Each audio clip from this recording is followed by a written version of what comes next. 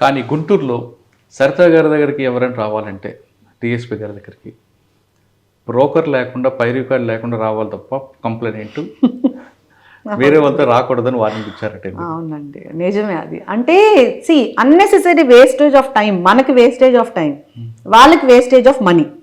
ఇది కూడా మిగతా చోట్ల కూడా నేను అట్లానే, మీకేమైనా ప్రాబ్లం ఉంటే మీరు డైరెక్ట్గా రండి, అంతేగాని థర్డ్ పర్సన్ అవసరం లేదు. పాపం అనవసరం మీరు వాళ్ళ దగ్గరికి వెళ్ళి వాళ్ళకి ఏమన్నా మీరు ఏదన్నా చెయ్యాలి ఇట్లా లాలూచీలంతా అవసరం లేదు.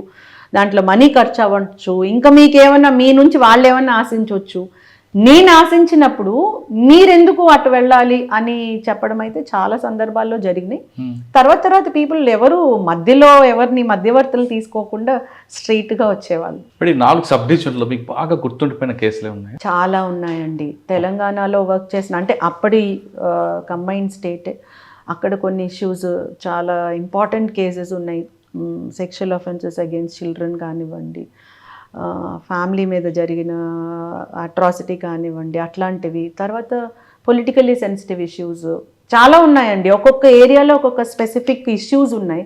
ఆ ఇష్యూస్ని చాలా పెద్దగా జరిగినప్పుడు అది డీల్ చేసే దాంట్లో కొంచెం నేను కూడా మెంటల్గా స్ట్రెయిన్ అయిన సిట్యుయేషన్స్ 2-3 వచ్చినాయి.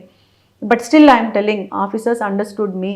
నా మెంటాలిటీ వాళ్ళకి అర్థం కావడం, పబ్లిక్కి నేనేంటో అర్థం కావడం, ఇంక్లూడింగ్ పొలిటీషియన్స్ కూడా, వాళ్ళకు కూడా నేనేంటో అర్థం కావడం, దాంతో నేను స్మూత్గా సేల్ అయ్యి బయటకు వచ్చానని. అంటే మీరు చెప్తున్నట్లుగా బాగా మెంటల్గా స్ట్రెస్ తీసుకున్న ఒక కేసు చెప్పండి. కొన్ని ఉన్నాయండి. అంటే చైల్డ్ మీద ఒక సెక్షువల్ యాక్ట్ జరిగి ఎవరు చేశారు అనే అతని మీద కూడా మాకు ఇన్ఫర్మేషన్ ఉండి అతను పారిపోయి, అతను ఖచ్చితంగా పట్టుకోవాలి, షూట్ ఎట్ సైట్ ఆర్డర్ ఇవ్వాలి అని చెప్పి ప్రజలందరూ కూడా రోడ్డు మీదకి వచ్చి పెద్ద ధర్నా చేయడం జరిగింది, చాలా పెద్ద ధర్నా. అతనికి సంబంధించిన వాళ్ళ మీద అసాల్ట్ చేసి చంపేయాలి వీళ్ళనన్నా అనే పరిస్థితి తీసుకొని వస్తే రాత్రికి రాత్రి ఆ లేడీని తప్పించి గవర్నమెంట్ హాస్పిటల్లో జాయిన్ చేసి ఇతను ఎట్లా అన్నా పట్టుకోవాలని చెప్పి మేము పెట్టినటువంటి ప్రెషర్కి ఆ మనిషే తర్వాత సూసైడ్ చేసుకోవడం, ఆ పాప చనిపోయిన పాపకి న్యాయం చేశారు అని చెప్పి పబ్లిక్ కూడా రియలైజ్ అవ్వడం. ఈ నైట్ అంతా, ఆ రోజు మధ్యాహ్నం నుంచి రెండో రోజు మధ్యాహ్నం వరకు మేము పడినటువంటి ప్రెషర్ కానీ ఆ స్ట్రగుల్ కానీ, it taught me so much. అట్లానే వరంగల్లో కూడా అంతే. అప్పటి నుంచి ఉంది, తర్వాత ఈ మధ్యన 2 కూడా జరిగినట్టున్నాయి కదండి. వరంగల్లో వర్క్ చేసినప్పుడు ఒక దగ్గర పాప మీద 4 బాయ్స్ సెక్షువల్ అఫెన్స్ చేసి, ఆ రోజుల్లో, that is in the year 2013, POCSO act 2012లో వచ్చిందండి. 2013 గురించి చెప్తున్నాను. అప్పుడు బ్లూటూత్ అవన్నీ స్టార్టింగ్ పీరియడ్ అనమాట. పాప మీద సెక్షువల్ అఫెన్స్ చేసి ఆ పిల్లలందరూ దాన్ని వీడియో రికార్డ్ చేసి ఒకళ్ళ తర్వాత ఒకళ్ళు దాన్ని అందరికీ సర్క్యులేట్ చేసుకొని, తర్వాత పాప ఫాదర్కే ఆ వీడియో రీచ్ అయ్యి ఆ తర్వాత కేసు రిజిస్టర్ చేయడం, దాని ఇన్వెస్టిగేషన్లో ఆ పాప నేపథ్యం కానీ ఆ పిల్లల నేపథ్యం కానీ, ఇవి నాకు లైఫ్కి సరిపడా లెసన్స్ నేర్పించినాయి. ఒక నేరం జరిగితే ఆ నేరం కేవలం ముద్దాయి ఈ నేరం చేశాడు ఇది తప్పు అనే యాటిట్యూడ్ వరకే చూస్తాము. దాని వెనుకున్నవి కూడా, అంటే ఆ నేరాన్ని జస్టిఫై చేయడానికి కాదు, మిగతా నేరాలు జరగకుండా ఇందులోంచి కొన్ని లెసన్స్ నేర్చుకొని అవి మనం పిల్లలకి సమాజానికి తెలియజేయాలి. ఈ సర్కమ్స్టాన్సెస్ వల్ల ఇట్లాంటివి జరుగుతాయి, ఈ దాడుల వల్ల నేరం జరిగినటువంటి విక్టిమ్స్కే కాదు బాధ, సమాజం మీద తీవ్రమైన ప్రభావం చూపిస్తుంది ఇన్ కోర్స్ ఆఫ్ టైం, వాటిని ఇప్పుడే చెక్ పెట్టకపోతే అని నాకు వండర్ఫుల్ లెసన్స్ నేర్పించినటువంటివి చాలా. ఎస్, రూట్స్కి వెళ్ళాలి. రూట్స్కి వెళ్తే ఏమవుతుందంటే ఆ కేసు ఇన్వెస్టిగేషన్ పర్ఫెక్ట్గా చేయడమే కాకుండా, దాంట్లో కన్విక్షన్ రావడమే కాకుండా, చట్టపరంగా నేను జస్టిస్ చేశాను అని నాకు ఒక కాన్ఫిడెన్స్ రావడమే కాకుండా, ఇట్లాంటి ఇన్స్టెన్సెస్ రిపీట్ కాకుండా ముందే పబ్లిక్ ఒక టైప్ ఆఫ్ అవేర్నెస్, ఒక సెన్సిటైజేషన్ చేయాలి అనిపించిన సందర్భాలు నాకు చాలా వచ్చినాయి. Because I go in to root cause. నాకు పర్సనల్గా అట్లా అలవాటు అయిపోయింది. ఓకే అండి, 4 సబ్ డివిజన్ల తర్వాత అడిషనల్ ఎస్పీ అడిషనల్ ఎస్పీ ఎక్కడండి అప్పుడు? నేను అడిషనల్ ఎస్పీగా ఎస్పీ విమెన్ ప్రొటెక్షన్ సెల్ అని పోస్ట్ ఇచ్చారండి. సో ఫ్రాంక్లీ నేను అడిషనల్ ఎస్పీ పోస్ట్ చేయలే. అడిషనల్ ఎస్పీ అడ్మిన్ కానీ ఒక యూనిట్ లో అడిషనల్ ఎస్పీ కానీ నేను చేయలే. నా పోస్టింగే సిఐడిలో ఎస్పీ విమెన్ ప్రొటెక్షన్ సెల్ అని ఇచ్చారు. So I was called as SP women protection cell only. అది ఒక 6 years వర్క్ చేశాను అనమాట పోలీస్ హెడ్ క్వార్టర్స్ లో. సిఐడిలో విమెన్ ప్రొటెక్షన్ సెల్తో పాటు అదనంగా ఎన్ఆర్ఐ సెల్, నార్కోటిక్ సెల్, వీటితో పాటు ట్రాన్స్జెండర్ పర్సన్స్ ప్రొటెక్షన్ సెల్ వాటిని నేను చూశాను. కొన్ని అటాచ్మెంట్స్ కూడా వచ్చినాయి. ఎకనామిక్ అఫెన్సెస్ అటాచ్మెంట్ చేశాను, జనరల్ అఫెన్సెస్ అటాచ్మెంట్ చేశాను, సైబర్ క్రైమ్ అటాచ్మెంట్ చేశాను కొన్నాళ్ళు. There was a period where అన్ని వింగ్స్ నేనే చూసినటువంటి సందర్భాలు కూడా ఉన్నాయి. అలా ఇట్ వాస్ గుడ్ ఎక్స్పోజర్. అంటే అన్ని వింగ్స్ చూసారు కదా, మీకు అందులో బాగా ఎక్స్పీరియన్స్ ఉంది కాబట్టి మీకు బాగా ఇష్టమైన వింగ్ ఏం వచ్చిందండి? నేను నా రెగ్యులర్ పోస్ట్ నాకు ఇచ్చింది విమెన్ ప్రొటెక్షన్ సెల్ అండి. విమెన్ అండ్ చైల్డ్ ఇష్యూస్ అది డీల్ చేయడం. అది నేను ఇష్టంగా చేశాను, మనసు పెట్టి వర్క్ చేశాను. ఎక్కడా కూడా డిమోటివేషన్ కానీ లా అండ్ ఆర్డర్ లో లేనని కానీ అలా లేకుండా ఫోకల్ నాన్ ఫోకల్ అని పెట్టలేదు కానీ మీరు మల్టీ డైమెన్షనల్ చూసుకొచ్చారు. అవునండి.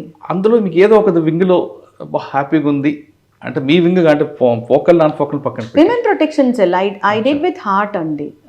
కొత్త కొత్త ప్రోగ్రామ్స్ చేయడానికి నాకు అవకాశం ఇచ్చారు మా సీనియర్ ఆఫీసర్స్. అప్పుడు సిఐడిలో ఉన్న ఏడీజీస్ కానివ్వండి, యూనిట్లో డీజీ గారు కానివ్వండి, మంచి ప్రోగ్రామ్ స్టార్ట్ చేసాము. ఆపరేషన్ స్వేచ్ఛ అని ఒకటి స్టార్ట్ చేసాము. అదేంటంటే చైల్డ్ లేబర్కి అగెయిన్స్ట్గా అనమాట. అది రాష్ట్ర వ్యాప్తంగా ఎవ్రీ క్వార్టర్కి వన్స్ ఒక 1 week ప్రోగ్రామ్ పెట్టుకొని బాల కార్మికులు ఎక్కడున్నా కూడా వాళ్ళని రెస్క్యూ చేయడమే కాకుండా వాళ్ళని మళ్ళీ బ్యాక్ టు స్కూల్ పంపించాలి. సో అలా చేయడము, అది మళ్ళీ ఫాలో అప్ చేయాలి. వాళ్ళ తల్లిదండ్రులతో కూడా మనం మాట్లాడి ఎందుకు వీళ్ళు ఈ బాల కార్మికుల్లోగా ఎందుకుంటున్నారు, మీ నేపథ్యం ఏంటి, దానికి మనం ఏం చేయగలము, అలా వీ హ్యావ్ డన్. దానికి వైడ్ రికగ్నిషన్ వచ్చింది. తమిళనాడు గవర్నమెంట్ హ్యాస్ ఫెలిసిటేటెడ్ అస్. అట్లనే తెలంగాణ విమెన్ ప్రొటెక్షన్ సెల్ వాళ్ళు కూడా దే హ్యావ్ ఫెలిసిటేటెడ్ అస్. చాలా పిల్లల్ని సేవ్ చేసాము, రెస్క్యూ చేసి మళ్ళీ బ్యాక్ టు స్కూల్ పంపించాము. స్కూల్కి వెళ్ళిన తర్వాత పిల్లల మీద కొన్ని ఫ్యామిలీస్ డిపెండ్ అవ్వండి, పేరెంట్స్ డిపెండ్. అవునండి, అవును. మీరు స్కూల్ పంపిస్తారు, వాళ్ళకి ఇన్కమ్ రాదు, మరి ఆ కుటుంబం ఎలాగ మరి వర్క్ అవ్వాలి? కొంతమంది నండి ఇక్కడ హెడ్ క్వార్టర్ దగ్గరలో ఉన్నప్పుడు లేడీస్కి మేము ఎన్జిఓస్ ఎవరు సపోర్ట్ చేయగలిగినటువంటి ఎన్జిఓస్ని ఐడెంటిఫై చేసి ఆ సపోర్టింగ్ మెకానిజం కూడా ఇచ్చాం. But not to every one. Wherever it was possible to us we did. So అది నాకు ఆ ప్రోగ్రామ్ నాకు చాలా హ్యాపీనెస్ని ఇచ్చింది. దాదాపు 5,000 చిల్డ్రన్ని సేవ్ చేయగలగడం 2 yearsలో. అట్లా అంటే 5,000 మంది బాలకార్మిక మీరు కాపాడారు కదంటే, మీరు రూట్స్కి వెళ్ళడం మీకు అలవాటు కాబట్టి దానికి ఆరిజిన్ ఎందుకు అనిపిస్తుందండి? అంటే సోషల్ ఎకనామిక్ ప్రాబ్లం అనుకోవచ్చా, లేదు కొంతమంది కావాలని పిల్లల్ని బెగ్గింగ్ చేసుకుని పనిచేయడం అనుకుంటా? మ్యాక్సిమం అప్పుడు మేము చూసినవి maximum single parent are orphans ఉన్న పిల్లలే దీనికి ఎకనామికల్గా, సోషల్గా, ఎకనామికల్గా వీకర్ స్ట్రాటా నుంచి ఉన్న వాళ్ళే రిపీటెడ్గా మళ్ళీ చేయడము. బట్ కొంతమంది పిల్లలు ఏంటంటే చదువు అంటే ఇంట్రెస్ట్ లేదు, ఇంక ఏదో ఒకటి చేస్తే మంచిది అనేటటువంటి పిల్లలు కూడా ఉన్నారు. అందులో మీకు ఏదో ఒక వింగ్లో హ్యాపీగా ఉంది అంటే మీ వింగ్ అంటే ఫోకల్ నాన్ ఫోకల్ పక్కన women protection sell I did with heart అండి. కొత్త కొత్త ప్రోగ్రామ్స్ చేయడానికి నాకు అవకాశం ఇచ్చారు మా సీనియర్ ఆఫీసర్స్. అప్పుడు సిఐడిలో ఉన్న ఏడీజీస్ కానివ్వండి, యూనిట్లో డీజీ గారు కానివ్వండి, మంచి ప్రోగ్రామ్ స్టార్ట్ చేసాము. ఆపరేషన్ స్వేచ్ఛ అని ఒకటి స్టార్ట్ చేసాము. అదేంటంటే చైల్డ్ లేబర్కి అగెయిన్స్ట్గా అనమాట.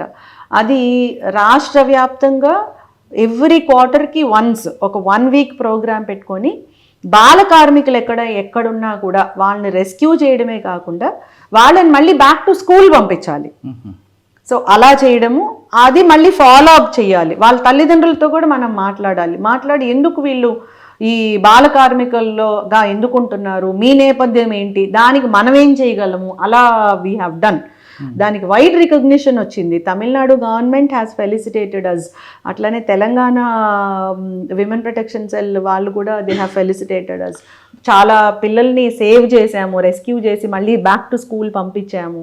స్కూల్కి వెళ్ళిన తర్వాత పిల్లల మీద కొన్ని ఫ్యామిలీస్ డిపెండ్ అవ్వండి, పేరెంట్స్ డిపెండ్. అవునండి, అవును. మీరు స్కూల్కి పంపిస్తారు, వాళ్ళకి ఇన్కమ్ రాదు, మరి ఆ కుటుంబం ఎలాగ మరి వర్క్ అవ్వాలి? కొంతమంది నండి ఇక్కడ హెడ్ క్వార్టర్ దగ్గరలో ఉన్నప్పుడు లేడీస్కి మేము ఎన్జిఓస్ ఎవరు సపోర్ట్ చేయగలిగినటువంటి ఎన్జిఓస్ని ఐడెంటిఫై చేసి ఆ సపోర్టింగ్ మెకానిజం కూడా ఇచ్చాం. But not to every one wherever it was possible to us we did. So అది నాకు ఆ ప్రోగ్రామ్ నాకు చాలా హ్యాపీనెస్ని ఇచ్చింది. దాదాపు 5,000 చిల్డ్రన్ని సేవ్ చేయగలగడం 2 yearsలో. అట్లా అంటే 5,000 మంది బాలకార్మిక మీరు కాపాడారు కదండి.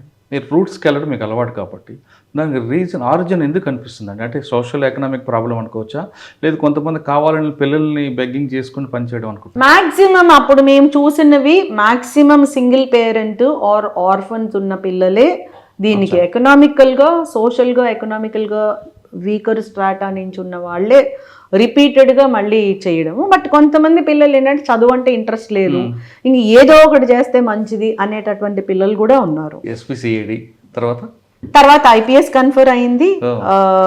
ఫస్ట్ ఎస్పీ అయిపోయింది, ప్రమోషన్ వచ్చింది. ఆ తర్వాత ఐపీఎస్ కన్ఫర్ అయింది. ఐపీఎస్ కన్ఫర్ అయినాక డీసీపీ విజయవాడ పోస్టింగ్ వచ్చింది. డీసీపీ విజయవాడ అడ్మిన్ గురించి అంటే జనరల్గా మీ ఇంటర్నల్ విషయం కాబట్టి మీరు చాలా విషయాల్లో మీరు చెప్పినట్టు సైకాలజీ చూసారు కాబట్టి ఒకప్పుడు పిల్లలు వేరు, జనరేషన్ వేరు, ఇప్పుడు జనరేషన్ వేరు. పిల్లలకి తల్లిదండ్రులు గ్యాప్ రావడానికి కారణం ఏమనుకుంటున్నారు? ఇప్పుడున్న పిల్లలు అంటారా మీరు? ఇప్పుడున్న పిల్లలు అంటే జెన్జీ కిడ్స్. ఈ Gen Z kids, this is an interesting topic again అండి. జెన్జీ కిడ్స్ అనగానే యూజువల్గా వీళ్ళకి మోరల్ వాల్యూస్ లేవు, వాళ్ళకి పెద్దలంటే గౌరవం లేదు, వీళ్ళకి హెడ్ స్ట్రాంగ్గా ఉంటారు, యాటిట్యూడ్ ఉంటుంది, డిఫరెంట్ యాటిట్యూడ్. అట్లా మనందరం కూడా మార్కేసేస్తాం కొంచెం లిటిల్ బిట్ ఓల్డర్ జనరేషన్. నా పర్సనల్ ఒపీనియన్ అంటే నేను యూజువల్గా పిల్లలతో మాట్లాడితే నాకు ఇష్టం. స్కూల్స్ కాలేజెస్కి వెళ్తే ఒక టైప్ ఆఫ్ హాబీ. నా పర్సనల్ లైఫ్లో ఏ కొంచెం టైం దొరికినా I go and speak to them. నాకు ఇష్టం అంతే. సో నాకు ఉన్న ఈ ఎక్స్పీరియన్స్లో నేను చూసింది ఏంటంటే these gen Z kids are information rich. They are blessed with abundance of information. మనకి ఇంత ఇన్ఫర్మేషన్ లేదు, వాళ్ళకి అంత ఇన్ఫర్మేషన్. సెల్ ఫోన్ ఓపెన్ చేస్తే they have abundance of information. దేని గురించి కావాలన్నా వాళ్ళకి తెలుసుకోగలిగే అంత ఇన్ఫర్మేషన్ రిచ్. సో వాళ్ళని ఇన్ఫర్మేషన్ రిచ్ పిల్లలు అని అనుకోవచ్చు. ఐక్యూ లెవెల్ చాలా హై, వాళ్ళకి క్లారిటీ ఎక్కువ. వాళ్ళకి ఏం కావాలి అనేది, ఏం అవసరమో తెలుసా లేదా పక్కన పెడదాం, కానీ వాళ్ళకి ఏం కావాలి ఏం వద్దు అనేది క్లారిటీ ఉంటుంది బాగా. And they are very much authority sceptical అంటారు. అంటే ఏంటంటే మనం కంట్రోల్ చేయాలి అనుకున్నావు, నువ్వు ఇలా చేయొద్దు, ఇలా వెళ్ళొద్దు, ఇలా తినొద్దు, ఇవాళ ఇలానే వేసుకోవాలి, ఇలానే ఉండాలి, ఇట్లానే నడవాలి, ఇట్లానే నవ్వాలి, ఇది చేయకూడదు అని ఒక అథారిటేటివ్గా ఒక కంట్రోల్ చేయాలి అనేటటువంటి యాటిట్యూడ్ ఈ జెన్జీ కిడ్స్కి నచ్చదండి. Because they know what they want but they don't know what they need. అది పక్కన పెట్టండి, ఏం అవసరమో వాళ్ళకి తెలియదు. ఫ్రాంక్లీ స్పీకింగ్ తెలియదు. నేను చూసిన చాలా మంది పిల్లల్లో ఏది అవసరమో తెలియదు, కానీ ఏది కావాలో తెలుసు, ఏది వద్దో తెలుసు. అది మనం ఏం చేస్తాము, మనం వచ్చినటువంటి నేపథ్యం, మనం middle class, lower middle class, లేకపోతే అప్పర్ క్లాసే అనుకుందాం.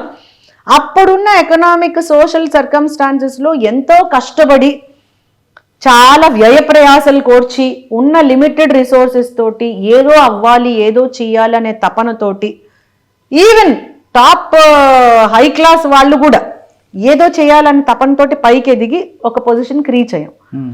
పిల్లలకి నేను పడిన బాధ నా పిల్లలు పడకూడదు అని చెప్పి అప్పుడు మనకు లేని కంఫర్ట్స్ వీళ్ళకి ఇస్తున్నాం.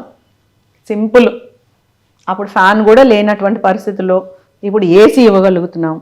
అప్పుడు నడిచెళ్ళి లేకపోతే రిక్షాల్లో లేకపోతే సిటీ బస్సులో వెళ్ళే పరిస్థితిలో ఇప్పుడు పిల్లలకి స్కూటరో కార్లోనో మినిమం థింగ్స్ అయిపోయినాయి. అప్పుడు హాట్ వాటర్ అంటే సమ్మర్ వస్తుంటే ఐస్ వేసుకొని వాటర్ తాగే పరిస్థితుల్లో ఇప్పుడు ఫ్రిడ్జ్, రెఫ్రిజిరేటర్ అనేది అందరికీ కామన్ అయిపోయింది. సెల్ ఫోన్ అనేది అప్పుడు తెలీదు. ఎస్టీడీ కాల్స్ ఏమైనా చేయాలంటే ట్రంక్ కాల్ బుక్ చేసుకోవాలి, లేదా ఎస్టీడీ కాల్స్ చేయాలి. అది ఒక్కొక్కటి టింగ్ టింగ్ టింగ్ అంటే డబ్బులు అయిపోతాయని ఒకటి లోపల టెన్షన్, మాట్లాడేది తక్కువ, టెన్షన్ ఎక్కువ, బీపీ పెరిగిపోయేది. ఇప్పుడు అంత ఫ్రీ నెట్వర్క్. అప్పుడు ఏ చిన్న ప్రిపరేషన్ చేయాలన్నా లైబ్రరీకి వెళ్ళాలి, బుక్స్ చదువుకోవాలి. అసలు ముందు బుక్స్ సంపాదించుకోవాలా, దాన్ని ఓపెన్ చేయాలి, ఎలా చదవాలో తెలియదు, ఏం చదవాలో తెలియదు. టీచర్ ఏం చెప్తే అంతవరకే, అది సగం అర్థం అవుతుంది, సగం అర్థం కాదు. రెస్ట్ ఆఫ్ ద థింగ్ మన విజువల్, మనం ఎట్లా ఇమాజిన్ చేసుకుంటామో దాన్ని ఏమంటారు, మన క్రియేటివిటీ బట్టి ఉంటుంది. But now everything they have. Teacher ఎందుకు అని అనుకునే అంతలాగా వాళ్ళకి ఇన్ఫర్మేషన్ ఉంది. ఇట్లాంటి పిల్లలకి కంట్రోల్ చేస్తూ దానికి రీజన్ చెప్పకుండా ఇలా చేయకూడదు, ఇది పాపం, కళ్ళు పోతాయి, లేకపోతే దేవుడు శిక్షిస్తాడు అంటే ఎక్కడుంటాడు ఆ దేవుడు, ఎలా ఉంటాడు అని అడుగుతారు. మనం ఆన్సర్ చెప్పలేము. కళ్ళు పోతాయి అంటే ఎందుకు పోతాయి అని అడుగుతారు. మన దగ్గర ఆన్సర్ ఉండదు. ఇలా కూర్చోకూడదు, ఇలా నిల్చోకూడదు, కాళ్ళు ఊపితే ఇలా అవుతుంది అంటారు. కాళ్ళకి దానికి ఏం సంబంధం అంటారు. మన దగ్గర ఆన్సర్ ఉండదు. So when you are speaking something or controlling them without any scientific reason or logic behind it, వాళ్ళు ఎందుకు వింటారండి? అసలు ఎందుకు వినాలి? సో వాట్ అంటాడు, సో వాట్ అంటాడు. లేదా నేను ఎంతో కష్టపడి వచ్చాను, నువ్వు ఇట్లా ఉండి కూడా నువ్వు మార్కులు తెచ్చుకోలేకపోతున్నావు అంటే అది నీ ప్రాబ్లము, నాకేంటి? నువ్వు కష్టపడి వస్తే నాకేంటి? అంటే ఇప్పుడు నాకు ఇంట్లో ఏసీ ఉంది, నన్ను ఆఫ్ చేసుకొని పడుకోమంటావా? నువ్వు చీకట్లో చదువుకున్నావు అని చెప్పి నన్ను కూడా లైట్ లాపేసి బయట స్ట్రీట్ లైట్లో చదువుకోమంటావా అని అడుగుతారు. అక్కడ గ్యాప్ పెరిగిపోతుంది. మనకు పేషెన్స్, మనకి ఈగో హర్ట్ అవుతుంది. మనం అప్పటికే చాలా త్యాగం చేసేస్తున్నాము, నేను కాబట్టి నా పిల్లల్ని ఇంత బాగా పెంచేస్తున్నాను అనే ఒక ఫాల్స్ నోషన్లో మనం ఉంటాం. మన బాధ్యత అండి, మనం ఏమి త్యాగాలు ఏం చేయట్లేదు, దేశం కోసం ఏం చేయట్లేదు, మన పిల్లల కోసం మనం చేయాల్సిన రెస్పాన్సిబిలిటీ చేస్తున్నాం. కానీ మనం దాన్ని ఏదో గొప్పగా అనుకుంటాం. అక్కడ మనకి వాళ్ళకి గ్యాప్ వచ్చేస్తుంది. ఈ గ్యాప్ ఎక్కడికి వెళ్తుంది అంటే నువ్వెంత నేనెంత అనే వరకు వచ్చేస్తుంది. So I feel this is the reason why there is lot of gap between grandchildren, parents, children, grandparents, parents and children. ఆ గ్రాండ్ చిల్డ్రన్కి గ్రాండ్ పేరెంట్స్కి మధ్య ఆ బాండింగ్, వీళ్ళకు కూడా సీరియళ్ళు, ఎంటర్టైన్మెంట్, వాళ్ళ ఓన్ థింగ్స్ పెద్దవాళ్ళకు కూడా అలవాటు అయిపోయింది. గ్యాప్ ఎట్లా, ఆ గ్యాప్ని ఎట్లా ఫిల్ చేయాలి? ఆ ఫిల్ చేయడానికి మనకి వాళ్ళని ఐక్యూ లెవెల్ రీచ్ అయ్యే అంత కెపాసిటీ మనకు లేదు. మనల్ని మనం అప్డేట్ చేసుకోవట్లా. నెంబర్ 1, వాడి సెల్ ఫోన్ ఆపరేట్ చేసినంత ఈజీగా మనం చేయలేం. Because we're not updating our self. వాళ్ళకి చెప్పగలిగే అంత లాజిక్ మనకు తెలియదు. We're not updating our self. అంత పేషెన్స్ మనకు లేదు. ఎందుకు? మనకి మన ఓన్ థింగ్సే చాలా బిజీ పెట్టేసుకుంటాం. దీనివల్ల ఇంకా గ్యాప్ పెరిగిపోతుంది. So problem is not with the Gen Z kids అండి, problem is because of this gap. అలా నేను పెద్దవాళ్ళని తప్పని నేను అనట్లేదు, నేను పెద్దదాన్ని, నాకు చిన్నపిల్లలు ఉన్నారు. ఆ గ్యాప్ని ఫిల్ చేయడానికి మనం కొంచెం అప్డేట్ చేయాలి, మనం కొంచెం ఓపికగా మెలగాలి, మనం కొంచెం తీరిక చేసుకోవాలి, మనం కొంచెం ఆ బ్రాడ్ మైండెడ్నెస్ తీసుకొని వాళ్ళని అర్థం చేసుకొని వాళ్ళతో ఫ్రెండ్లీగా ఉంటూనే, ఫ్రీడమ్ ఇస్తూనే, టోటల్గా వదిలేయకుండా బ్యాలెన్స్ చేసుకుంటూ వెళ్ళాలి. కానీ అంత టైం లేదు కదండి. అంత టైం లేదు, అక్కడే ప్రాబ్లం. టైం లేదు, నాకున్న ఆఫీస్ వర్క్, నాకు టెన్షన్ ఉంటుంది. పిల్లలు ఒకప్పుడు ఏడిస్తే మనకి ఇలాంటి వాళ్ళు మన జనరేషన్లో తినిపించేవారు, చందమామలు చెప్పేవారు. ఇప్పుడు సెల్ ఫోన్ ఇస్తున్నారు. సెల్ ఫోన్ ఇచ్చేస్తే ఏం పెడుతున్నారో తెలియదు, దాని టేస్ట్ ఏంటో తెలియదు, ఎంత తింటున్నారో తెలియదు, దానివల్ల ఒబేసిటీ వస్తుంది, దానివల్ల ప్రాబ్లమ్స్ కూడా వస్తుంది. మనకేంటంటే తొందరగా అయిపోవాలి. ఇక్కడే గ్యాప్ ఉంది అంటున్నాను. So we need to understand ఇప్పుడున్న సిట్యువేషన్, ఇప్పుడున్నటువంటి సర్కమ్స్టాన్సెస్లో పిల్లల నేచర్ ఇది, దానికి పరిష్కారం ఇది అని మనం తెలుసుకొని దానికి తగ్గట్టు ఓపిక చేసుకుంటేనే ఆ బాండింగ్ కరెక్ట్గా వెళ్తుంది. లేకపోతే ఈ గ్యాప్ ఇంకా పెరిగిపోయే ప్రమాదం ఉంది. గ్యాప్ పెరిగిపోతే హ్యూమన్ రిలేషన్స్ చెడిపోవడమే కాదండి, క్రైమ్ రేట్ పెరిగిపోతుంది, ఎకనామిక్ అఫెన్సెస్ పెరిగిపోతాయి, సెక్షువల్ అఫెన్సెస్ అగైన్స్ చిల్డ్రన్ పెరిగిపోతుంది, ఆన్లైన్ క్రైమ్ అగైన్స్ చిల్డ్రన్ పెరిగిపోతుంది. ఈ గ్యాప్ వల్ల పిల్లలు they are addicted to cell phones. ఆ సెల్ ఫోన్స్లో వాళ్ళు ఏం చూస్తున్నారో మనకు తెలియదు, వాళ్ళని ఎవరు మోసం చేస్తున్నారో మనకు తెలియదు. ఆన్లైన్ చైల్డ్ సెక్షువల్ అబ్యూస్ అనే దాని మీద నేను విమెన్ ప్రొటెక్షన్ సెల్లో ఉన్నప్పుడు I was a nodal officer, AP police నుంచి I was a nodal officer to deal with online child sexual abuse. అందులో online crimes, sexual crimes against children, ఆ nature చూస్తే చాలాసార్లు నేను చాలా డిస్టర్బ్ అయ్యాను. ఇంత క్రైమ్ పిల్లలు అంటే మన స్టేటా వేరే స్టేటా కాదండి, అది టోటల్గా crime scenario against children, sexual abuse against children total scenario చూస్తే ఇంత ఉందా అసలు దీంట్లో అని నేనే భయపడిపోయినటువంటి పరిస్థితులు కూడా ఉన్నాయి. Even ladies also committing sexual abuse against children అట్లాంటివి. సో ఈ గ్యాప్ వల్ల ఇన్ని ప్రమాదాలు వచ్చేటటువంటి పరిస్థితి ఉంది. డ్రగ్ అబ్యూజ్ ఇంకోటి, అది ఇంకా చాలా తీవ్రమైన ప్రమాదం. పేరెంట్స్కి చిల్డ్రన్కి ఉన్న గ్యాప్, ఆ కమ్యూనికేషన్ లేకపోవడం, హ్యూమన్ రిలేషన్స్ లేకపోవడం, వీటి అదర్ సైడ్ ఏమవుతుంది, they are reflecting in sexual crimes జరగడము, డ్రగ్ అబ్యూస్ జరగడము, సూసైడల్ థాట్స్ రావడము, వాళ్ళు వేరే వాళ్ళతోటి రిలేషన్స్ పెట్టుకోవడము, లేదా వాళ్ళే టెంపరీగా ఉన్న ప్లెజర్స్ కోసం మర్డర్స్ చేసేటటువంటి పరిస్థితి, ఇట్లాంటి క్రైమ్కి దారి తీస్తుంది. ఒక గ్యాప్. ఎస్.